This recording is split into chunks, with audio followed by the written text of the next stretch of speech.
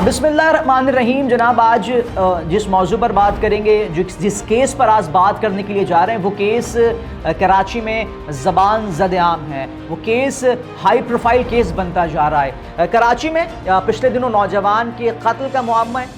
मुस्तफ़ा आमिर कत्ल केस की बात कर रहा हूँ। और इसमें होता क्या है जनाब, मुस्तफ़ा पहले गायब होता है 5 जनवरी को। 6 तारीख को दरख्शा थाने में उसकी गुमशुदगी की जो है वो रिपोर्ट दर्ज की जाती है। यहीं से कहानी शुरू होती है और पुलिस की जानिब से मुसलसल सुस्त रवि का जो है वो मुजाहरा किया जाता है। कोई क्लू नहीं मिलता मुस्तफ़ा का कि मुस्तफ़ा कहाँ गया। दर दर की ठोकरें खाई जाती है। जब मीडिया के अंदर ये केस अपडेट होता है, रिपोर्ट होता है और सबूत कोई चीज़ नहीं मिल रही होती है, तो उसके बाद जनाब ये जो मुकदमा था वो AVCC और साउथ इन्वेस्टिगेशन पुलिस के पास था। लेकिन जब मामला हल नहीं हुआ तो जनाब इस केस को जो है वो CIA और दीगर महकमे की जानिब ट्रांसफ़र कर दिया गया। क्योंकि वालदा जो है बारहा पुलिस के पास जाती रही, अपने बच्चे के बारे में पूछती रही, मगर पुलिस चूँकि एक रिवाज बन चुका है इस कराची के अंदर, इस शहर के अंदर, कि पुलिस जो है वो आपकी नहीं सुनती। फिर होता क्या है जनाब, फिर होता ये कि DIG CIA की जानिब से जो है ना एक कॉन्फ्रेंस की जाती है। हैदर साहब कॉन्फ्रेंस करते हैं और उसमें जनाब ये बताते हैं कि एक अमरीकी नंबर से एक कॉल आई है जिसमें तावान मांगा गया है। उसके बाद ये मुकदमा जो है वो अगवा बराए तावान का हो जाता है। अब पुलिस कार्रवाई शुरू करती है, इदारे तहकीकात शुरू करते हैं। तो सबसे पहले मुस्तफ़ा के 2 दोस्त अरगमान और शहराज को गिरफ्तार करने के लिए जो है वो कार्रवाई अमल में लाई जाती है।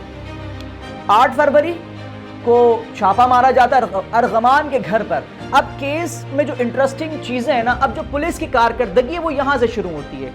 8 तारीख को जनाब छापा मारा जाता है अरगमान के घर पर और इस दौरान होता ये है कि अरगमान और शहराज 4 घंटे बाद पुलिस तगदो करती है। जद्दोजहद के बाद अरगमान को गिरफ्तार कर लिया जाता है।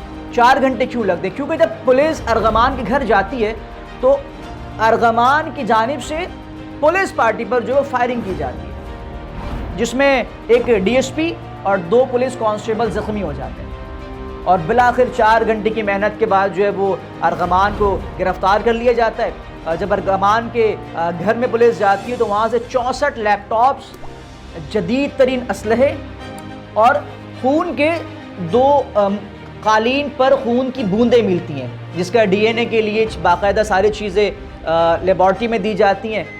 उसकी बात बाद में करेंगे। होता है क्या है, अब पुलिस अरगमान को गिरफ्तार करती है। उसके बाद शहराज की गिरफ्तारी जो है वो शहराज के भाई के थ्रू गुलिस्तान जौहर से की जाती है। अब होता यह है कि दोनों को पुलिस कस्टडी में रखा जाता है, केस फाइल होता है। जो जनरल प्रोसिक्यूटर है, जनरल प्रोसिक्यूटर की जानिब से अरगमान का रिमांड मांगा जाता है। और तो जो मुंतजिम जज है वो रिमांड देने से इनकार कर देता है। अब हैरत देखें, मज़े की बात कि जज से रिमांड मांगा, पुलिस रिमांड मांग रही है, देना चाहिए, लेकिन रिमांड नहीं दिया जाता। अलबत्ता शहराज का रिमांड दे दिया जाता है। होता क्या है, शहराज जो है वो इस जुर्म को कबूल कर लेता है।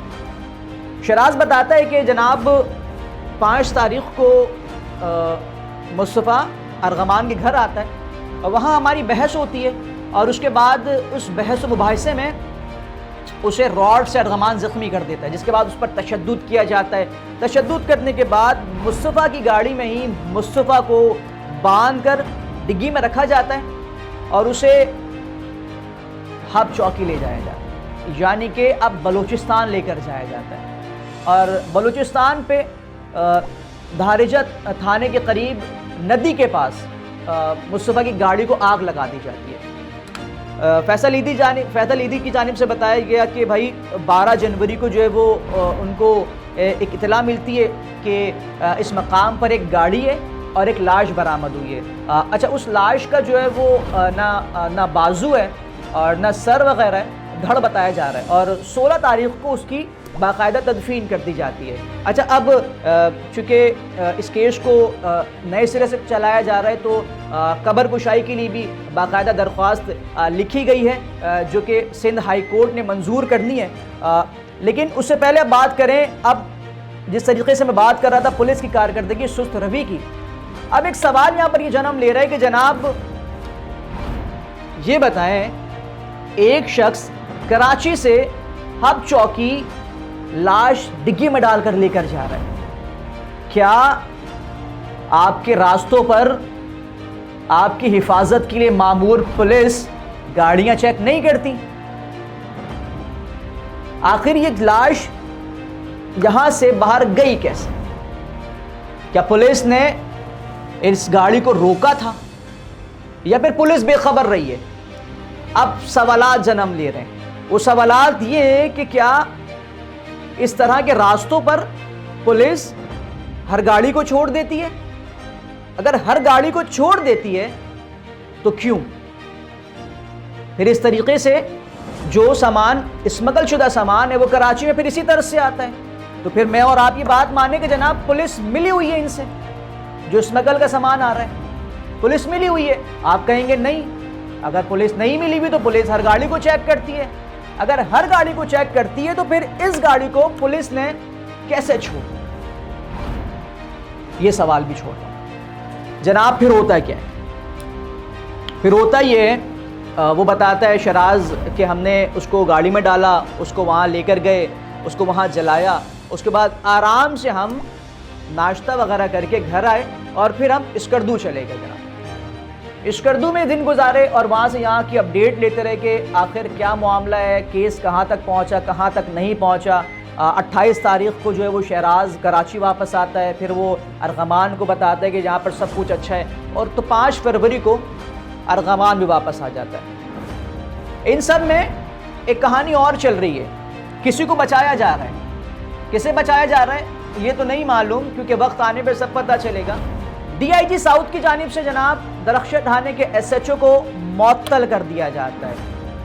उसके साथ साथ जनाब SHO तो मुअत्तल होते हैं आगा खान, आगा अब्दुल रशीद साहब, SI जुल्फ़िकार और ASI इन्वेस्टिगेशन हैदर अली को मुअत्तल कर दिया जाता है। DIG साहब ये इरशाद फरमाते हैं जनाब सुस्त रवि के बाइस जो है वो हम इनको मुअत्तल कर रहे हैं। फिर तो मुअत्तल आपको होना चाहिए, क्योंकि DIG आप हैं। आपके होते हुए ये क्या हो रहा है? अगर पुलिस पहले कार्रवाई कर लेती तो इन मुल्जिमान को गिरफ्तार किया जा चुका होता, इन पर केस भी बन जाता। अब मुंतजिम अदालत के जो जज हैं, जो मुंतजिम जज हैं, उनकी जानिब से देखें भाई क्या किया गया। उन्होंने रिमांड देने से इनकार कर दिया। जब जनरल प्रोसिक्यूटर की जानिब से दरख्वास्त दायर की गई तो वो दरख्वास्त भी मुस्तरद कर दी गई। फिर बिलाखिर उन्होंने सिंध हाई कोर्ट के अंदर बाकायदा तौर पर इसकी दरख्वास्त दी कि जो कि मंजूर भी कर ली गई है। सवाल यहाँ पर यह है कि क्या रियासती इदारे इतने बेखबर हैं कि दो नौजवान सिंध से बलूचिस्तान लाश ले जाते हैं डिग्गी में डालकर और किसी को कानो कान खबर नहीं होती। सवाल ये भी है कि क्या आला अदलिया और कानून इन अमीर ज़ादों और इन रईस ज़ादों की जेब में होता है? क्योंकि एक वीडियो हमने देखी कि जिसमें अर्गमान के जो वालिद साहब हैं वो अदालत के अंदर शोर शराबत है और अपने आप को जो है वो अमरीकी शहरी भी बता रहे हैं। तो फिर मैं ये जानूं कि हर रईसज़ादा इस शहर के अंदर कानून अपनी जेब में और अपनी गाड़ी की पीछे वाली सीट पर लेके घूमता है। इसमें एक कसूरवार मुस्तफ़ा आमिर की जो वालदा वजीहा साहिबा वो भी हैं, क्योंकि वजीहा साहिबा की जानिब से तमाम तर तफसीलात नहीं बताई गई कि इसमें एक लड़की भी इन्वॉल्व है, बच्चा मंशियात का आदी है, माजी में जेल भी जा चुका है। अब ये केस हाई प्रोफाइल बनता जा रहा है और एक मुअम्मा सा बन गया है क्योंकि मुंतजिम जज का फैसला, यानी कि जो दरख्वास्त उन्होंने मुअत्तल की, और मजे की बात है कि पुलिस पार्टी पर भी FIR कर दी गई है, कार्रवाई का हुक्म जारी किया गया है। पुलिस पार्टी पर FIR क्यों जारी की गई, पुलिस पार्टी पर मुकदमा क्यों दर्ज किया गया? क्या फिर आप जो जज है, मुंतजिम जज, वो इस बात की जानिब इशारा कर रहे हैं कि नहीं भाई पुलिस जो है वो आपकी कसूरवार है? तो फिर सवाल है कि वाकई पुलिस कसूरवार है?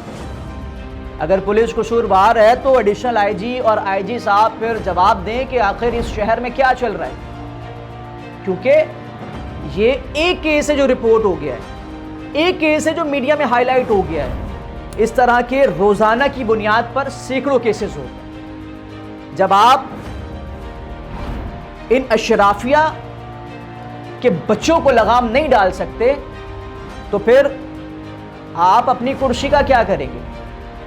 अब ये केस मुकम्मल जनाब मैंने आपके सामने रखा, शुरू से अब तक क्या क्या हुआ।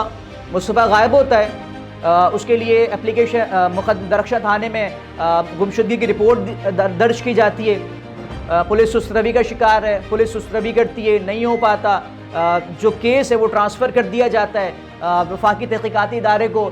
उसके बाद DIG साउथ की जानिब से SHO SI ASI को मुअत्तल कर दिया जाता है, मुंतज़िम जज की जानिब से जो है वो रिमांड नहीं दिया जाता। बहुत सारे सवालात हैं, वो सवालात मैं और आप दोनों तलाश करेंगे। तब तक के लिए इजाज़त दें, अल्लाह हाफ़िज़।